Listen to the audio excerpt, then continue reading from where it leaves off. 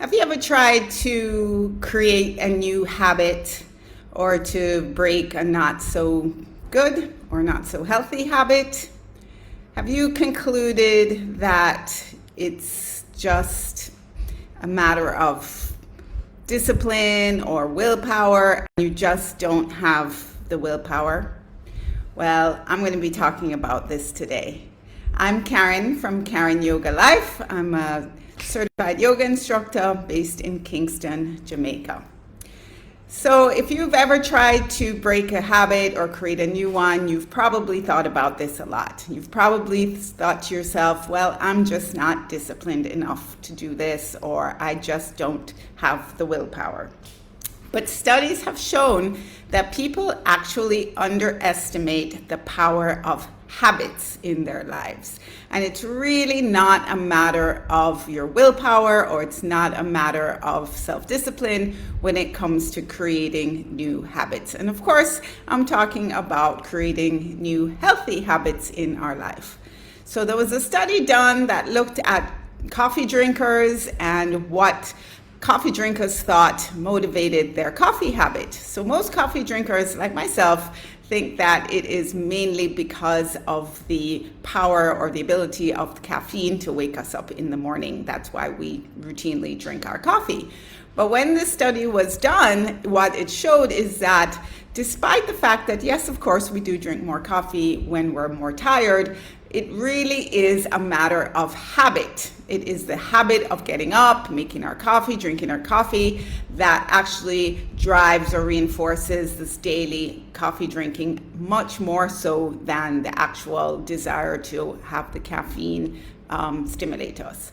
So the point is that it is actually our habits that drive our behavior, that we actually do things more out of habit. We just keep doing what we're used to doing over and over again. So it's not so much about our discipline, it's not so much about willpower, but it really is about the fact that having good, healthy habits in our life really play a big role in our daily activities. So the key thing here is if you're trying to create a new habit or break an old habit, but I'm talking more about creating new healthy habits, we really have to think about, okay, how can we help ourselves? How can we make creating a new habit easier rather than focusing on whether we have willpower or not? And here, our environment plays a huge role. And of course, I talk a lot about this. I talk a lot about what we can do to help us to create new healthy habits in our life, and what can we do, especially with regard to our environment? What can we do to help ourselves? And there are three key things here, three tips that I'm going to share with you to help you to think about this. So the first thing is, how can we make doing this new thing, this new habit, easier? What can we change in our environment to make doing the new habit easier? So another study showed that when recycling bins were placed closer to people's houses, that the recycling amount actually increased significantly. So just the mere fact of making it easier for people to recycle actually created that habit in people. So more people were doing recycling. The second thing is, give yourself some cues. Give yourself some reminders, give yourself some cues in your environment that are going to help you to do whatever this new behavior is that you want to do. And the last thing is, and of course I've said this a million times, but start with something so ridiculously small that you just can't not do it. I mean, if it's too challenging, break it down into something even smaller.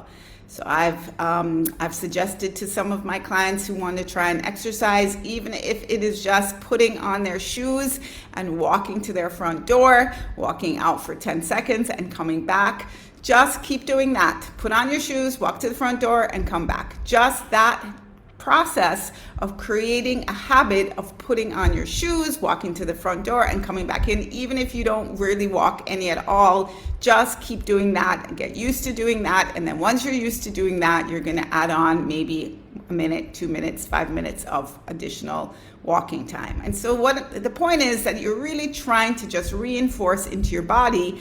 In dance, we call it muscular memory, what it is that you want to be doing. So I'll tell you a little story about me that I really wanted for a long time to add more yoga into my day. I wanted to do yoga in the morning, and I just could never seem to get myself to do it. Every morning I would just turn on my computer and start working, and I was like, how am I going to get into the habit of doing yoga every day? So I said, okay, first I'm going to put down my yoga mat right in front of my office desk, my chair. So as soon as I walk into my office, I see my yoga mat, which is a visual cue to me that I need to be, or I want to do some yoga. Also makes it easier for me because the yoga mat is already laid out. I don't have to go look for it. I don't have to find it. I don't have to lay it out. Number one, it's easier for me. It's already there. And two, it's a visual cue to remind me that that's what I want to do. And then the last thing, which I think was probably the most important, is I said to myself, I'm just going to do one yoga pose. I'm literally going to do yoga for 20 seconds. I'm going to choose one pose, whatever it is. Sometimes it could just be mountain pose. It could be anything. I'm just going to do one pose for 10 seconds that, that is really so ridiculously small that I can't not do it, right? It's so easy that I can't not do it. And that's what I started to do. I came into my office, I saw my yoga mat, I just stood there, did one yoga pose for literally 1 minute, 2 minutes, 5 minutes, started with 1 minute, and then I gradually worked up. I gradually worked up to doing, well, actually now I do about 5 minutes, sometimes a little more, sometimes a little less. But I am actually now in the habit of doing yoga pretty much every morning. Not every morning, literally just 5 minutes, but it makes such a difference to my day. It really does. My back feels better, my body feels better, I get the blood moving, I just feel better that I've actually done some movement before I even sit down to start my work. So to recap, 3 key things to help you to create new healthy habits. Apart from forgetting about whether you have the willpower or discipline, because we know now that it's actually more important to create habits than to worry about whether you have the discipline or whether you have the willpower, because habits trump willpower.